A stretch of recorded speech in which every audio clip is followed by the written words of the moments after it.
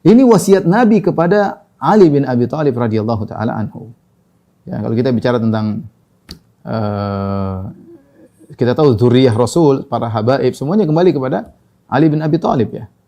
Kakek moyang mereka Ali bin Abi Thalib pernah disuruh oleh leluhur mereka Nabi Muhammad sallallahu alaihi wasallam, Nabi menyuruh Ali untuk meratakan kuburan.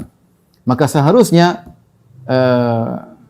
keturunan Ali radhiyallahu anhu dan keturunan Nabi Muhammad sallallahu alaihi wasallam sekarang yang paling utama untuk menjalankan tugas yang pernah dikerjakan oleh nenek moyang mereka Ali bin Abi Thalib atas perintah Rasulullah sallallahu alaihi wasallam.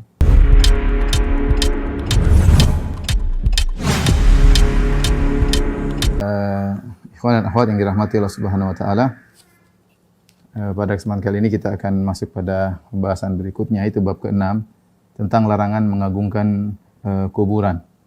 Ini adalah pembahasan yang sangat penting di tanah air kita, karena kita dapati ternyata para ulama Syafi'iyah, ya baik Imam Syafi'i, kemudian Imam Nawawi rahimahullahu taala, kemudian Ibnu Hajar Al-Asqalani, kemudian Ibnu Hajar Al-Haytami, demikian juga Ibnu Katsir dan banyak ulama dari ulama Syafi'iyah yang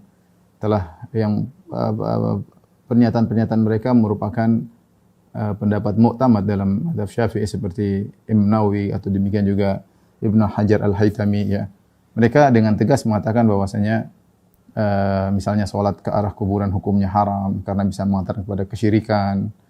Kemudian juga tidak boleh mencari keberkahan atau sholat di kuburan karena mencari keberkahan dan pengagungan. Banyak ya mereka telah menyatakan dalam kitab-kitab mereka ya. Ya, terlebih lagi ternyata pengagungan terhadap kuburan dan penghuni kubur akhirnya bisa mengantarkan kepada kesyirikan. Ya, terutama kuburan orang-orang soleh.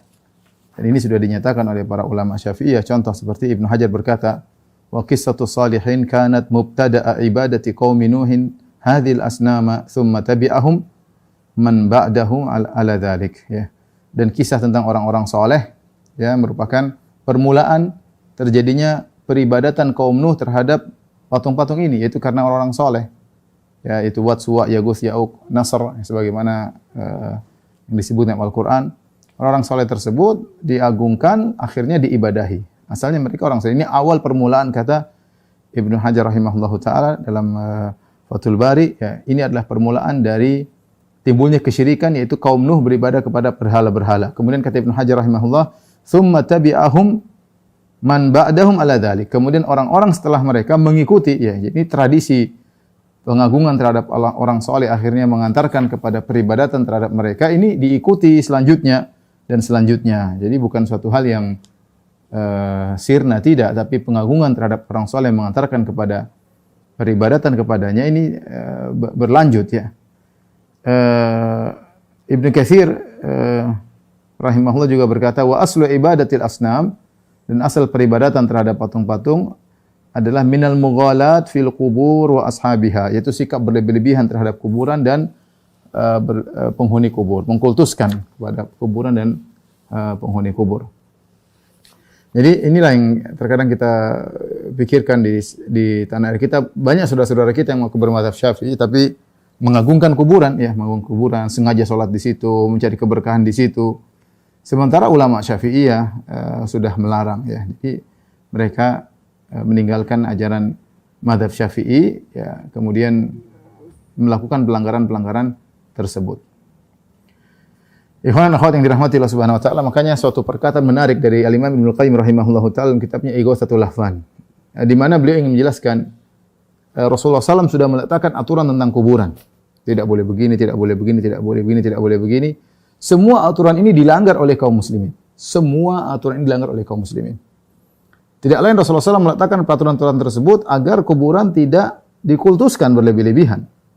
Bukankah Nabi pernah berkata, "Kuntu nahaitukum an ziyaratil kubur, fal'an fazuruha." Dulu aku pernah melarang kalian ziarah kubur, sekarang ziarahilah. Kenapa di awal-awal Islam Rasulullah SAW melarang ziarah kubur? Di antaranya perkataan Muhallab karena dikhawatirkan bisa mengantarkan kepada kesyirikan. Karena orang-orang baru saja di awal Islam baru saja meninggal kesyirikan. Dan di antara hal-hal yang berkaitan di sini adalah pengagungan terhadap penghuni kubur, sampai-sampai Nabi pernah menutup celah melarang ziarah kubur secara mutlak. Kemudian Rasulullah membolehkan karena maslahatnya besar. Tetapi bahwasanya pengkultusan terhadap penghuni kubur bisa menimbulkan peribadatan kepada penghuni kubur, ini sangat mungkin. Kalau ada yang mengatakan tidak mungkin, kalau tidak mungkin, kenapa Rasulullah SAW begitu ketat dalam hal ini? Ya, lihat Rasulullah SAW, perhatikan, ketika Rasulullah SAW berbicara tentang kuburan, kata Ibnu Qayyim rahimahullahu taala, Rasulullah SAW melarang untuk sholat ke arah kuburan, dan banyak kaum muslimin yang sholat ke arah kuburan, bahkan kuburan taruh di arah kiblat, bahkan taruh di depan imam di mihrab. Ya. Kemudian Rasulullah SAW melarang kuburan dijadikan masjid-masjid.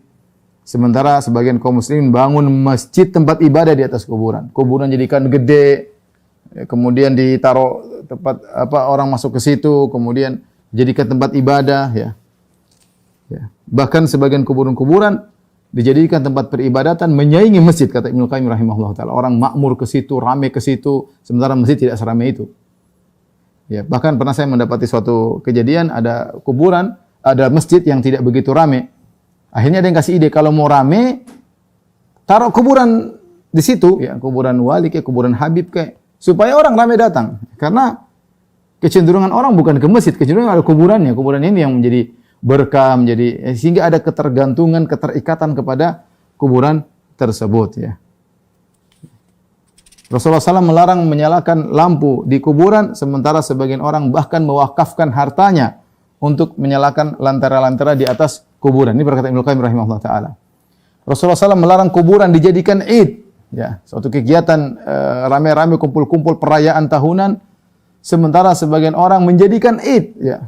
Tatkala acara haul mereka pergi ke kuburan seperti id, ya, berulang-ulang. Ini terjadi di antara kaum muslimin. Rasulullah SAW memerintahkan untuk meratakan kuburan-kuburan. Dan ini dalilnya dalam Sahih Muslim, jelas. An Abil Hayyaj Al-Asadi, dari Abu Hayyaj Al-Asadi, beliau berkata, qala li Ali ibn Abi Thalib. Ali bin Abi Thalib pernah berkata kepada Abu Hayyaj Al-Asadi, ala aba'athuka ala ma ba'athani alaihi Rasulullah SAW. Maukah aku utus engkau, aku tugaskan engkau sebagaimana Rasulullah SAW pernah menugaskan aku? Allah tada'a timsalan illa tamastahu. Jangan kau lihat ada satu patung pun kecuali kau hilangkan. Wala qabran musyrifan illa sawaitahu. Tidak ada kau dapati satu kubur yang tinggi kecuali kau ratakan. Ini wasiat Nabi kepada Ali bin Abi Thalib radhiyallahu taala anhu. Ya, kalau kita bicara tentang kita tahu zuriyah Rasul, para habaib semuanya kembali kepada Ali bin Abi Thalib, ya. Kakek moyang mereka, Ali bin Abi Thalib, pernah disuruh oleh leluhur mereka, Nabi Muhammad SAW, Nabi menyuruh Ali untuk meratakan kuburan. Maka seharusnya keturunan Ali radhiyallahu anhu dan keturunan Nabi Muhammad SAW sekarang yang paling utama untuk menjalankan tugas yang pernah dikerjakan oleh nenek moyang mereka, Ali bin Abi Thalib, atas perintah Rasulullah SAW. Bukan sebaliknya, malah meninggikan kuburan, meramaikan kuburan, kemudian ya, dan bermacam-macam yang mereka lakukan, ya. Bukan sebaliknya. Harusnya mereka yang paling utama menjalankan hadis ini. Bukankah ini perintah Rasulullah SAW kepada Ali bin Abi Thalib? Sahih Muslim. Tidak ada yang ragu tentang kesahihan hadis ini. Ya. Maukah, kata Ali bin Abi Thalib, dia meneruskan, dia perintah orang lagi. Jadi perintah tersebut berkelanjutan. Kata Ali, maukah aku perintahkan engkau sebagaimana Rasulullah SAW pernah perintahkan aku? Jangan kau biarkan patung kecuali kau hancurkan, ya, dan jangan kau biarkan ada kuburan yang tinggi kecuali kau ratakan.